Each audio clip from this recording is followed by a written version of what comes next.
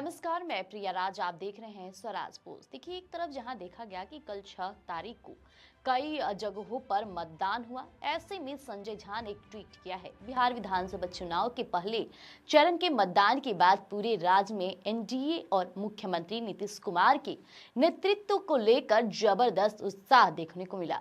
अब विभिन्न जिलों से मिले फीडबैक में यह साफ संकेत मिल रहा है कि इस बार एनडीए को 2010 से भी अधिक समर्थन मिल सकता है। अब सुबह से ही मतदान केंद्रों पर महिलाओं की लंबी कतारें देखने को मिली। साथ ही माताओं बहनों ने जाति धर्म की राजनीति से ऊपर उठकर राज्य में शांति, सुरक्षा, सुशासन और विकास के लिए बढ़ चढ़कर मतदान किया है। इधर विपक्ष की बात करें तो संभावित हार को भांपते हुए चुनाव आयोग पर तरह तरह के आरोप लगाने में जुटा रहा है। अब दिन भर यह दावा किया जाता रहा कि मतदान धीमा हो रहा है, लेकिन शाम को आए आंकड़ों ने साफ कर दिया कि यह चुनाव धीमे मतदान का नहीं बल्कि रिकॉर्ड वोटिंग का रहा है। इससे विपक्ष के दावे खुद ही ध्वस्त हो गए हैं। देखिए, विपक्ष के पास बताने के लिए कोई ठोस उपलब्धि नहीं है, इसलिए वह आरोपों, भ्रम फैलाने और बिना किसी आधार वाली घोषणाओं पर भरोसा कर रहा है। ऐसे में संजय झा ने यह भी बताया कि इस वजह से उसने नकारात्मक एजेंडा अपनाते हुए विपक्ष तैयार है और बिहार के चुनावी इतिहास पर नजर डाले तो इससे पहले भी 2000 में 62.57% मतदान हुआ था, जो रिकॉर्ड था। इसके बाद 2005 के चुनावों में मतदान काफी गिरा। फरवरी में 46.5% और अक्टूबर में 45.85%। 2010 में मतदान बढ़ा और 2015 में उससे भी ज्यादा और 2020 में फिर रिकॉर्ड स्तर पर पहुंच गया। यानी कि हर चुनाव में जनता ने नीतीश कुमार के नेतृत्व को दोहराया है और इसी रुझान को देखते हुए माना जा रहा है कि 2025 में भी सबसे अधिक जो वोट पड़ेंगे और इसका कारण है कि जनता का भरोसा और राज्य में स्थिरता की उम्मीद है। ऐसे में देखा गया कि आज औरंगाबाद में पीएम नरेंद्र मोदी भी बोलते नजर आए, जहां बिहार चुनाव के पहले चरण के वोटिंग ने इतिहास रच दिया है। प्रधानमंत्री नरेंद्र मोदी ने औरंगाबाद की रैली में ये तक कहा कि बिहार के लोगों ने सभी रिकॉर्ड तोड़ दिए हैं। इस बार इतिहास का सबसे ज्यादा मतदान हुआ है और महिलाओं ने तो सारी रिकॉर्ड ही तोड़ दिए हैं। अब पीएम ने भी सभा को संबोधित करते हुए साफ तौर पर कहते नजर आए कि पहले फेज में 65% वोटिंग हुई, जो दिखता है कि बिहार में एनडीए की वापसी का मोर्चा महिलाओं, युवाओं और साथ ही साथ किसानों ने अपने हाथों में ले लिया है।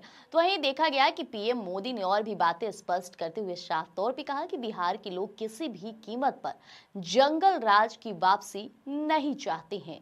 अब जनता जंगल राज नहीं बल्कि एनडीए के ईमानदार इरादों पर भरोसा कर रही है।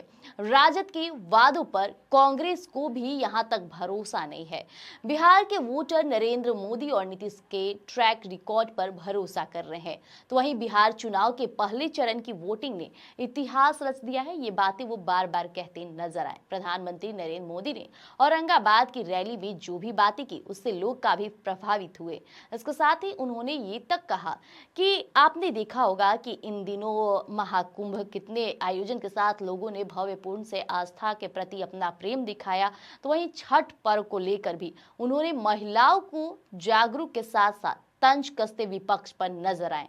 उन्होंने भरे मन से कहा कि जो विपक्ष है हमारी आस्था, हमारी संस्कृति का अपमान करते आई है और इस बार उन्हीं विपक्ष को जवाब देना होगा। ऐसे में पीएम मोदी ने मन से ही महिलाओं से कहा कि दीजिएगा ना जवाब। ये साफ तौर पे झलकता है कि बिहार का चुनाव हो और धर्म में राजनीति की बात ना हो, ऐसा हो ही नहीं सकता। फिर से एक बार वो नजारा औरंगाबाद में देखने को मिला। इसके साथ ही जो मतदान कल हुआ है इसकी तारीफें करते नजर आ रहे हैं एनडीए के तमाम प्रमुख चेहरे। उनका साफ तौर पे जो स्ट्रांग भूमिका निभाने की कोशिश कर रहे हैं, उनका यही कहना है कि फिर से एक बार एनडीए की वापसी हो रही है। अब ये 14 तारीख ही तय करेगा कि किसकी वापसी हो रही है, लेकिन फिलहाल राजनीति गलियारों में बयानबाजी और जनता के बीच हमेशा से जागरूकता फैलाने और साथ ही साथ विपक्ष का आईना दिखाने के लिए एनडीए पूरी तरह से तैयार हो चुकी है।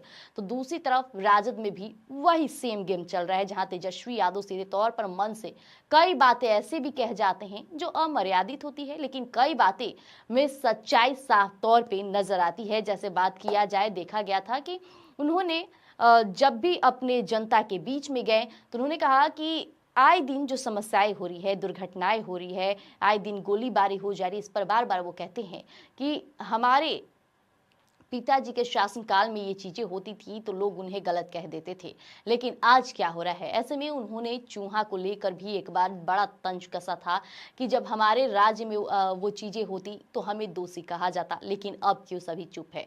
तो वहीं तेजस्वी यादव तमाम ऐसे मुद्दे हैं जो साफ तौर पर सत्ता पक्ष को घेरते नजर आते हैं और ऐसे में लोग भी उनके साथ हामी भरते कई बार नजर आए हैं। फिलहाल ये बिहार विधानसभा चुनाव है, बयानबाजी का दौर चलता रहता है, लेकिन 14 तारीख ही तय करेगा कि ये बयानबाजी जमीनी स्तर पर किसके पक्ष में आता है। तब तक के लिए बने रहिएगा हमारे साथ स्वराज पोस्ट पर। धन्यवाद।